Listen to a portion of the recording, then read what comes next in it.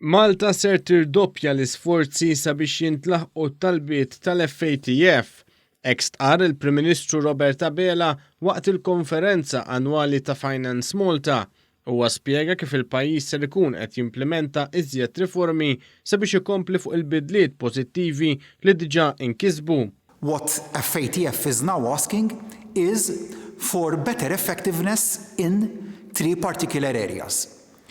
We take this request seriously and are redoubling our national efforts to successfully implement further reforms which boost resources to regulators, the courts, and our investigative and prosecutorial authorities.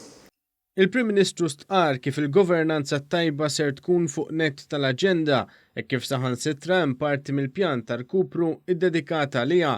Dan fil-waqt li hemm allokati 10 miljun euro oħra t-tisħiħ tal-istituzzjonijiet u l-istimular ġdid tad-diġitalizzazzjoni tas-sistema ġudizzjarja fost l-oħrajn. Huwa nota kif pajjiżna qed jingħata vot ta' fiduċja wara l-ieħor e kif hemm DBRS, Fitch u l-Kummissjoni Ewropea kollha għandhom previżjonijiet pożittivi għall-ekonomija Maltija. Dan jum biss qabel il-Fond Monetarju Internazzjonali irreveda l-fuq id-bassir ekonomiku għal Malta.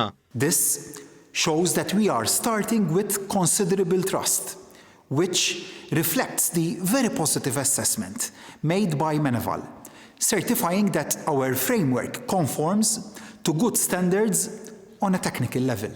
Fl-istess konferenza l-Prim Ministru nota wkoll l-importanza li pajjiżna jaraf jisfrutta opportunitajiet għad kabbir tal-ekonomija ħadra. Dan fil-waqt li spjega kif is-servizzi finanzjarji f'pajjiżna jridu jkomplu jintegraw mal-kumplament tas-settur ekonomiku ta' pajjiżna. Dan billi iżjed kumpaniji finanzjarji ikomplu jżidu il-preżenza tagħhom lokalment. We need to integrate more the financial services sector with the rest of the economy. I am not saying that we should ignore the opportunities of serving foreign clients. However, financial services firms need to understand that in the current climate, having a stronger local presence helps dismiss speculation about their activity.